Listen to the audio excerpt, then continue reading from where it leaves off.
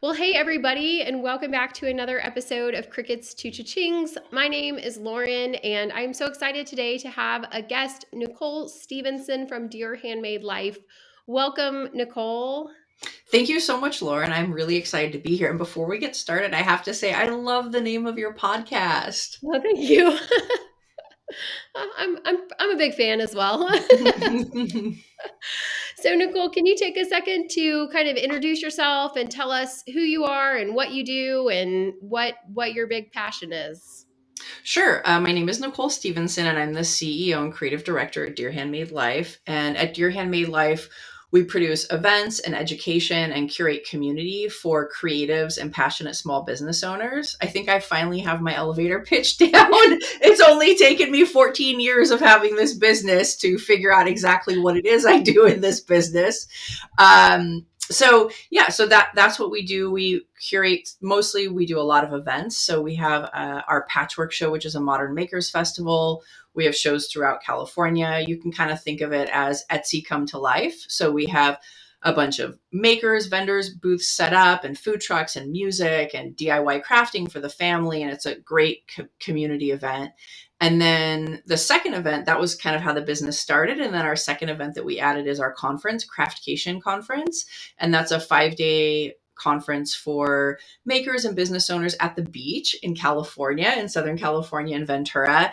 And over the course of the 5 days, we have over 200 craft classes. So hands-on craft classes where you're learning everything from screen printing to how to make shoes, to how to make perfume or jewelry or block printing or sewing. I mean, we've had stained glass. It varies every year. So, because we have some attendees that come back year after year. So it's a different experience every year. And then we also have business classes. So some people are there just to hang out at the beach with cool people and craft. And then some people are there to build their business, and they're taking our business classes in branding or pricing or mindset or work-life balance. And then we have wellness. So we have yoga and meditation, and then we have social stuff. So we have parties and dancing and like stitch and bitch sessions and crochet and beer tasting. And I mean, it is kind of like a choose your own adventure of experience that you're creating on your own. And then a lot of people will come and do a little bit of everything. So they'll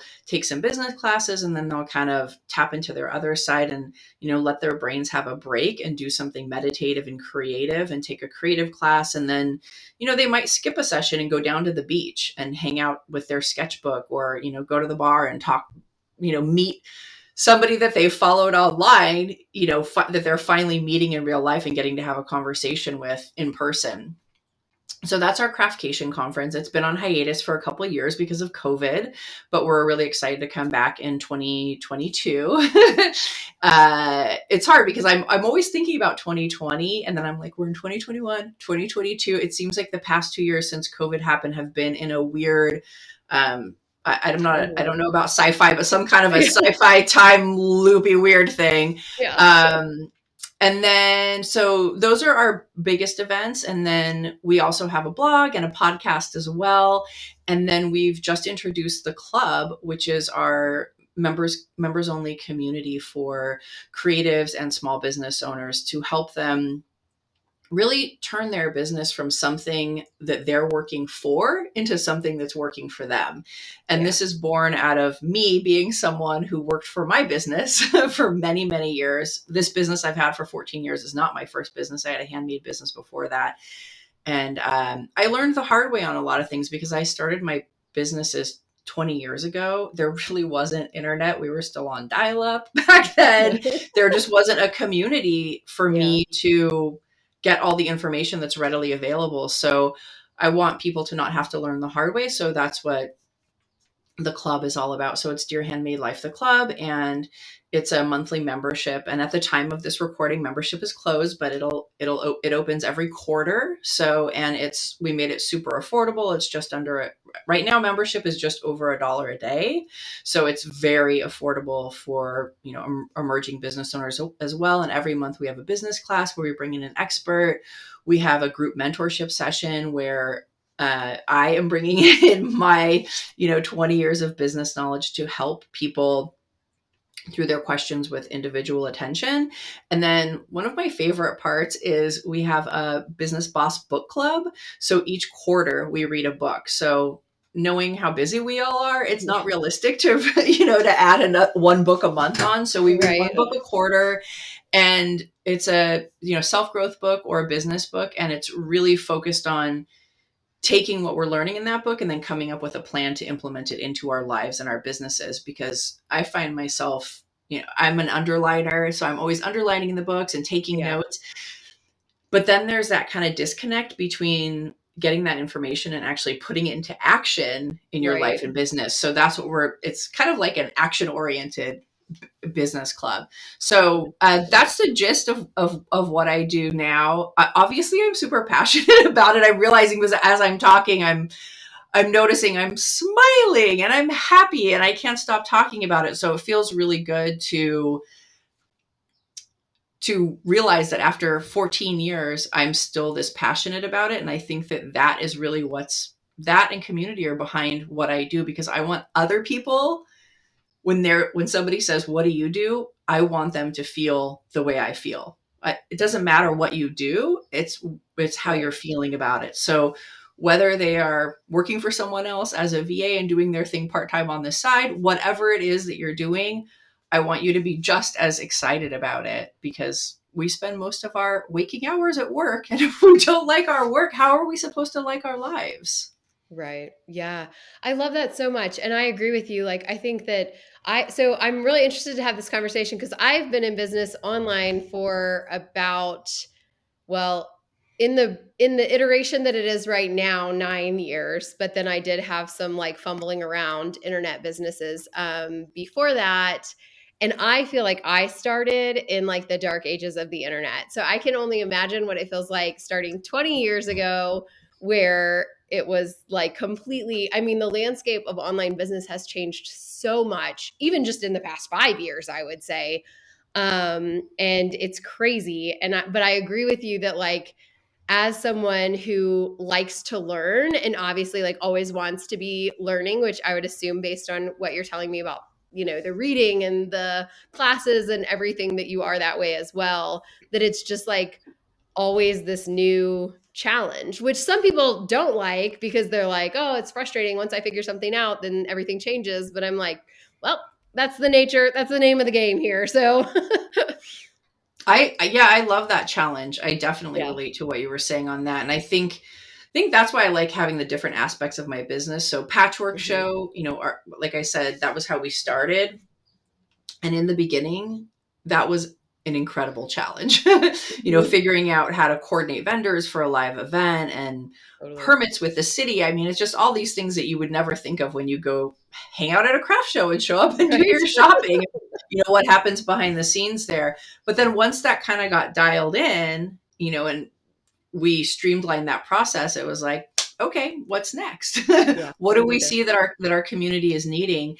And every time that has been the question, what Right. are people asking us for? What do we see that people are needing? And with Patchwork Show, we were, at the time I had a business partner. We're no longer business partners, but at the time we were putting on these events before our patchwork shows, where we would invite our vendors to come and hang out. We both had brick and mortar stores, that were next door to each other. So we would invite them to come to we'd open the doors between our stores and invite them to come. And I would bake cupcakes, and she would make sangria, and the vendors would show up, and then we would have a different person from the community who had a specific area of knowledge. So someone Right. who did PR, or, knew about pricing or something, come and just talk for, 15 or 20 minutes casually. It wasn't even an official presentation, and then answer questions. And we saw that so many people were needing that and had so many questions. So we just kind of started thinking, okay, well, what if there was a way to let these people step back from their businesses for a minute, but also at the same time step into their businesses, through Right. taking this break for their business. And that was how our Craftcation conference was born. And then all these years later, the club was born, because Craftcation only happens once a year. Right. So, it's thinking, okay, how can we give people a taste of this year round, but without being overwhelming, because we know Right. how everybody's juggling so much. And then that was how the club was born. So it's always been this necessity, and that we see in the community, but then it presents, like you said, those new challenges, which, I mean, coming from a world of producing in-person events to, we produced an online event this past summer called Camp Dear Handmade Life, which was a virtual summer camp themed experience where we had virtual cabins that we paired people into. And that was just like, every day was like walking into a classroom where I was learning trigonometry for the first time. I mean, it was a Yeah. new lesson in business every day. It's like, okay, what's a Kajabi? Like where we host Yeah. everything.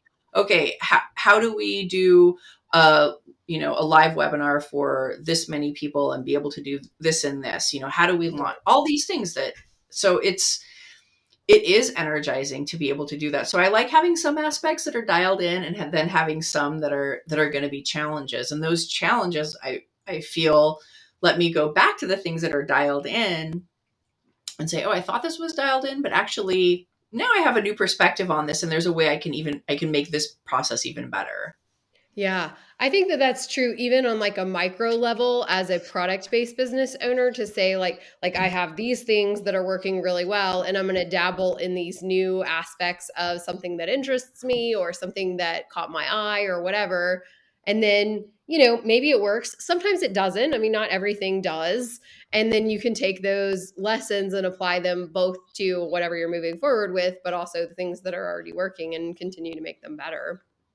Yeah, I So how think did you get there's. into this to begin with? Like you mentioned having a brick and mortar store, and was it quilting based? Is that I no, okay.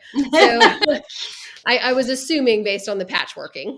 Yeah, the name Patchwork Show actually symbolizes patchworking together, like the Okay, community. So makes it sense. was, yeah, and but yeah, people, it does definitely bring up quilting things for sure. So which makes a lot of sense. But yeah, I've never made a quilt before. Okay. Someday I Me would like neither. to. Yeah, so I had a handmade business. I was making, well, before I had a handmade business, I was an artist. So I was making art and selling it on the boardwalk in Venice Beach. It was a pretty intense time in my life. I was in graduate school for creative writing, and I was feeling really disillusioned with graduate school. And that when I graduated, my career option was to teach. And I was only 24, and there were people in my classes that were much older than I was. And I was thinking, how am I going to teach these people who've been married and divorced and had kids and, Hmm. had career changes and done all of these things, how to write about their lives, because I was in a creative nonfiction program. And I just thought, I need more life under me. I need to know more. I can't be telling these people what to do, what to write about, how. It didn't feel right to me. I felt too inexperienced. So, and at the time I had started making art with a friend of mine. We were waiting tables at this restaurant together. And after we'd get off work, we would go to her. I was living in San Francisco, and we would go to her apartment in the Tenderloin, and she had a Murphy bed. So we would pull back the Murphy bed and like lay out all the paints and, uh, just start painting. I did not know what I was doing. She was in art school, so she was doing her homework, and stuff for her projects. And I would just sit there and, we would drink like cheap beer and eat pizza. And I would just put paint on the canvas. And then I started collaging, and my kind of style just emerged from sitting on that floor and not knowing what I was doing. And she was having an open studios art show, and she said, hey, your paintings are cute, do you want to make a couple more and put them on like a little corner of my wall at the show? And I was like, sure. So I did, and all of my paintings sold. And it was such an awesome feeling, and I felt like that was where I was being pulled. And so a few other things happened, and I ended up dropping out of grad school. I was in my last semester. I was Oh, already wow. working on my thesis, and I left, and that friend and I packed up a U-Haul and moved down to Hollywood and crashed um, like in the living room of her sister's apartment in on Hollywood Boulevard in Hollywood. It was like a 1-bedroom apartment. I think there were 5 of us living there, and she and I shared this little like 10 by 10 room that had once been a dining room, and slept on a beanbag because there was like no bed in there. So it was pretty rough times going from living in San Francisco, being a grad student. I had this beautiful apartment in San Francisco with these gorgeous bay windows, and I would sit there at my computer and write. And then the next thing I knew, I was like on dirty Hollywood Boulevard, sleeping on a beanbag, and it was hard. And Yeah. we would you know somehow she had found out that you could go sell your art on the Venice Beach boardwalk and you didn't need a permit or anything. So in the morning we would do these paintings on these little pieces of wood that we would get like pretty much for free from the discard thing at the lumber yard because we didn't have any money. So we did a bunch of paintings, like maybe 20, and then we were like, hey, let's go down to Venice Beach. So we pulled the blanket off of our beanbag and loaded up some like milk crates with our paintings and stuff and drove in this truck that her ex-boyfriend had lent her that didn't even have a seat in it in the passenger seat. It had a beanbag. So I sat on a beanbag. I slept. My life was a You have a beanbag, lot of bean bags basically. in your life. Yeah. The seatbelt didn't work. So I had to pull it across and then tie it in a knot. And we would drive out to Venice. We drove out to Venice Beach and like laid our blanket out on the sidewalk and set up our paintings there. And tourists came, and I mean, we did not know what we were doing. We were very lucky that some of the other artists that were there, who there were a lot of homeless artists there, and they befriended us, and they were like, there's no girls down here by themselves, like you need to we need to keep an eye out on you. And so they really took care of us, and we all took care of each other. And I think that was where I learned about valuing community amongst creatives and artists. Whereas they could have seen us as competition, showing up on their boardwalk, and we were outgoing, so and we were girls, so tourists would come talk to us, and they didn't see us like that. They saw us as part of the community, that we were like these baby birds that they needed to put under their wing. So that was the beginning, and it kind of went from there. I ended up selling, doing a weekly flea market in Hollywood, and then starting to sew. Instead of to do paintings, I did paintings onto pieces of canvas and sewed them onto purses that I made from Okay. old jeans. Like I said, I was very poor at this time, so I didn't really have money for fabric even. So I would, whatever our jeans were that were old, I would cut them up, the good parts, and patchwork them together. And then I, started getting, putting all my stuff into a like Tupperware bin and going around to shops in LA and just saying like, hey, I'm Nicole and I make these purses. Like, are you interested in putting them in your store on consignment? I mean, I hustled hard, very, very hard. And Yeah. it paid off. I mean, eventually I started doing trade shows. I had that line of purses, and then I eventually made t-shirts and things with my artwork. And I had my stuff in over 250 stores around the world, and I had reps all over the country. So, it went from sitting on that boardwalk, and not having enough money to buy a burrito to having a multiple 6-figure business and many employees. And Yeah.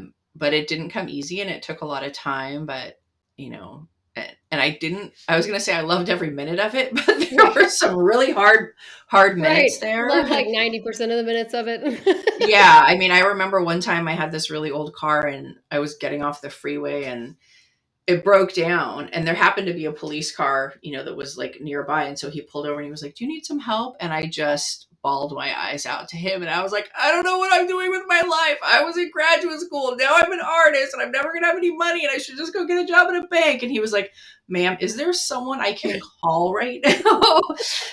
Do you need a tow truck? And I'm like, well, you asked me if I was like, Like, all I needed was someone to ask me, okay. I didn't really mean, do you need help? Do you need help with your Exactly. core? Yeah, exactly. So everything, evolved over time. And then Yeah.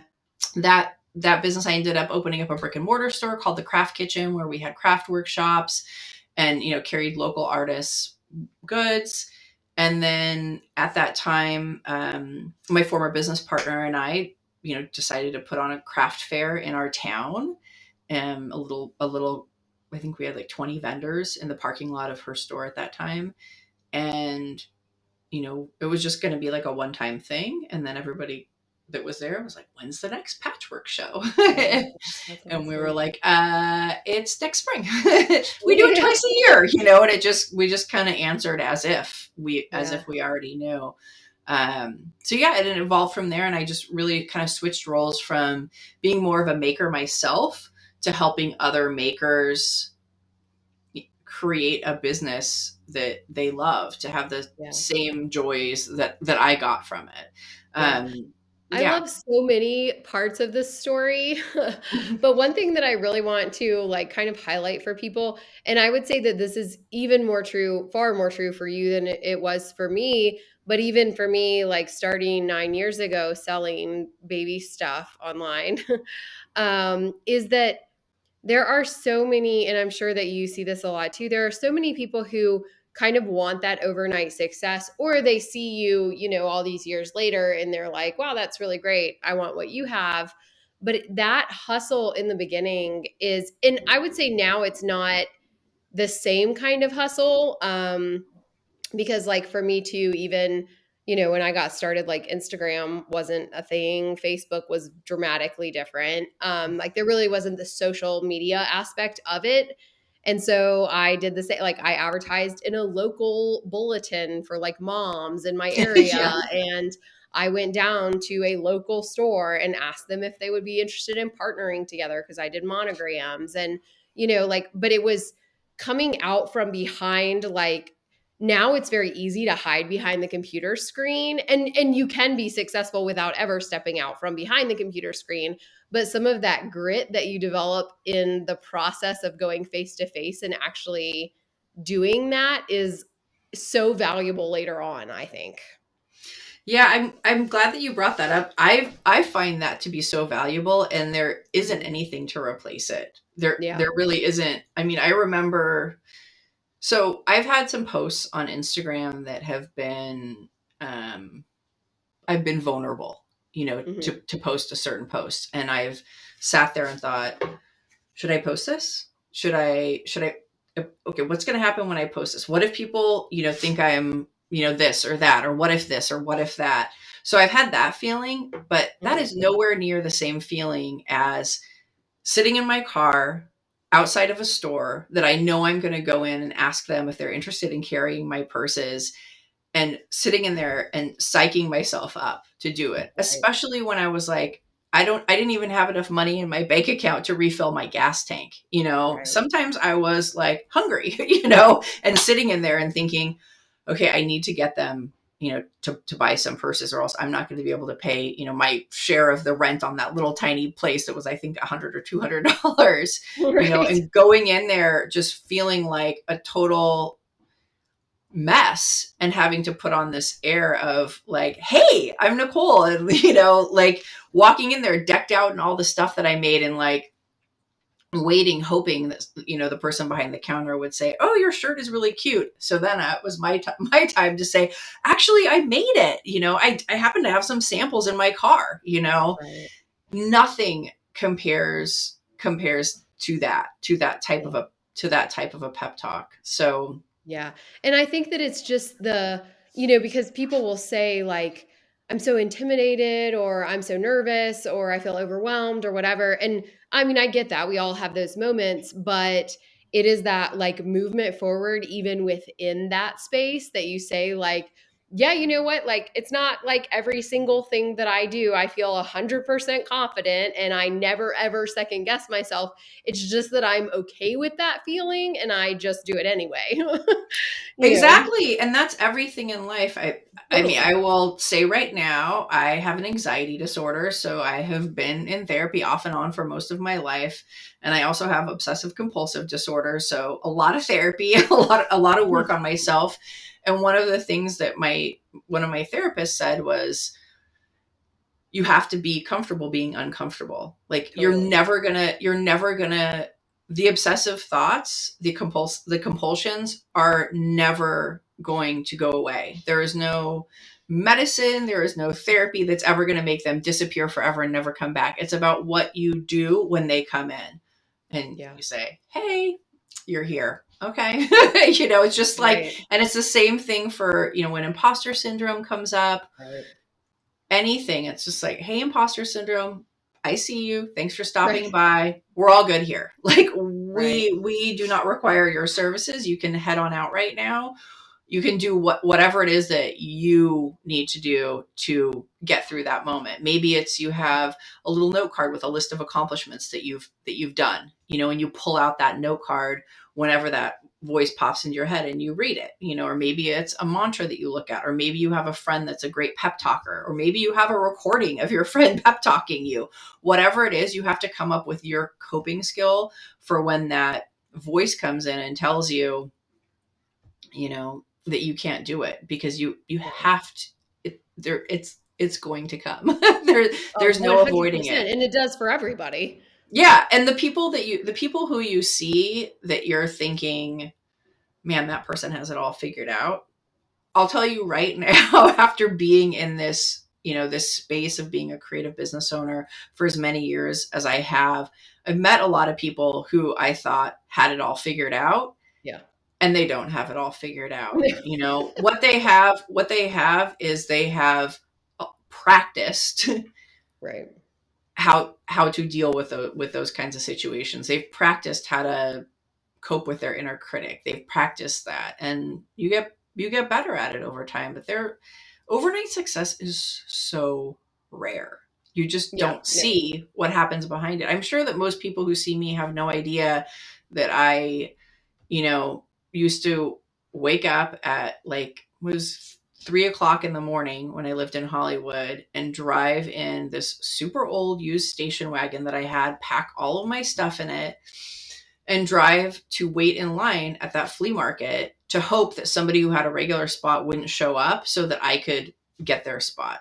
Right. In the freezing. I remember it was so cold one morning that I actually got my t-shirts, that I was going to sell, and laid them all on top of me, as a t-shirt blanket, because it was freezing there, Yeah. waiting there basically in the middle of the night. Yeah. So we I just think don't that see what's that's funny underneath. because yeah, I was just having a conversation with my mom recently about because I get that a lot too, working with people who are selling on Etsy, and I've been selling on Etsy for so long. And what I hear a lot, and I actually even have this for people that I know in real life, will say like, um, I wish that I had a business like yours. And I'm like, it's really funny that people say that to me now because 100% of the time, nobody was saying that to me when I had toddlers and I was working until like 2 o'clock in the morning and then waking up at 6 o'clock in the morning to deal with my toddlers all day because my husband was deployed. Nobody was saying like, gosh, I wish I could work. And I was also like making hardly any money because it was a new business, so no one was Hmm. saying, I wish I could work, 12 hours a day in the middle of the night so that I could make $10,000 a year. Yeah. Nobody was saying that to me. And yet, like, I mean, I get it, like, because we all also have those moments of looking at somebody else and being like, wow, that's really great what you've built. But hopefully, I say, I think that I work hard to do this, and I know you do too, to really kind of show that peek behind the curtain of like, it didn't happen overnight, and I would never tell you that it would happen overnight, and frankly you wouldn't even really want it to because you would be unprepared to deal with it if it did. Yeah, when you said that peek behind the curtain, it reminded me of the Wizard of Oz, you Mm. know, and when they finally get there and they look behind the curtain, it's just this guy, you know, it's Right. just this guy who's like kind of Right. sad and lonely and like, you know, dealing with his own stuff. Right. And that's kind of how it is. Like and I think this, you know, we were talking about social media. I think social media, I hate to generalize about social media, but I think that often people will act like they're giving you a peek behind the curtain. You know, like, Right. look at my Fake messy desk vulnerability. here, and Hmm. you know, it's so hard. But yet, you know, as they're like holding you know, a kid on this thing, and then their coffee in this hand, and you know, their computer under their thing with like a perfectly coiffed makeup face. Right. You know, it's we're not I seeing the honestly would say real those kinds of story. posts bother me more than just like clearly trying to make it look perfect. It's like the fake vulnerability, like the Yeah, fake behind the scenes, because it's like it's those things that make you say, you know, well, like she's saying that it's hard, but look how well she's doing it. And it's like, yeah, okay, but you're not seeing where like my kid's melting down and my house is a mess and like these other you know, like obviously I'm not going to take pictures of my kids screaming on the floor. Like, why would I do that? yeah. But it's there and it happens, you know. But it's like this sort of smoke and mirrors of like, oh, look how hard I have it, but I'm still doing it and I'm still killing it. So what's wrong with you? Yeah, I think that's why I find that it's so important for me to tell my story because Yeah. I still don't even think of myself as like, you know, when other people, like sometimes I'll be at like our patchwork show and someone will say, "Oh my gosh, I listened to your podcast. Can we take a picture together?" And I'm just like, I'm Nicole. Did you know who I was? Or are you looking for Yeah. someone Is there else? someone Or behind me? like, yeah, what's going on here? Because I still feel like that girl, you know, Right. with her bin full of purses walking into that store, you know, thinking, please buy something so that I could go to Trader Joe's today, you know, or so that Right. I could pay my rent or whatever it is. Um, which I'm glad that I mean, Totally. I Yeah. still have that deep hustle. I'm never resting on my laurels. I am working harder on appreciating my success. Like, you know, we just launched the club and I had a kind of a silent goal that I didn't write down. And it was, we did, you know, my silent goal was only a quarter of what we ended up doing. Wow, that's So, awesome. um, and after, you know, when we closed our membership, I, you know, looked at my husband and I was like, I just killed it. You know, like Yeah. I need to tell you about how I just killed it right now. Can you listen to me? Can Yeah. you listen to me toot my own horn for a minute? You know, Right. like I just created something. Granted, Katie Mack, one of my, you know, she's on my team. She's our operations manager, does a bunch of other stuff. Like she and I created this together. And I'm like, you know, Katie and I created this out of nothing, you Right. know, and set this goal, my silent goal. And, you know, it was only a quarter of what we did. Like, okay, time for a little back pat. Now sit down and get your butt in the chair and get to work, you know, Right. Move on to the and next thing. yeah, Yeah. yeah. So I think it's important to do both, like to be scrappy and humble, but also to toot your own horn, you Yeah. know, when you have an accomplishment. I totally agree. And I tell students that I'm working with all the time because a lot of people will, especially when you're surrounded by people who are like a little bit farther along than you. Like, so some of my newer students will come into the program and they'll be like, I know that this isn't anything for a lot of you, but I'm celebrating blah, blah, blah. And I'm like, don't qualify it. It's a bit, Mm-mm. like everybody's there at some point. Everybody is a beginner in some part of their business. And in some, like, you can't get to the next stage before you move through this part of it. And so, like, you don't have to qualify, like, don't downplay what you're celebrating, regardless of what that is. Even if you're striving for that next thing, take a second to recognize what you've already done. Yes, for sure, 100%. Yeah. Well, Nicole, this has been a really great conversation. I've enjoyed hearing your story and hearing about all of your history in this handmade world and everything that you've done with it. It's kind of amazing. So, thank you so much for doing this today. And where can people find you online? Thank you for having me, Lauren. It's been great getting to know you and hearing about your scrappiness too. I love to meet another business owner who, started things back in the day, a Yeah. while ago. And yeah, so people can find me at dearhandmadelife.com. That's dear like you're writing a letter, DEAR, handmadelife.com. Uh, you can just Google it and head to our website there. And then we mostly hang out, like all creative people, we're mostly hanging out on Instagram. So you can find us on the grams, but we send out a newsletter, a monthly newsletter that I put a pep talk in every month. So if you enjoyed my stories, you should subscribe to our newsletter, because I basically write a story every month in it that has a inspiring pep talk at the end. So Sounds great. That sounds great. Thank you again for being here. thank you so much.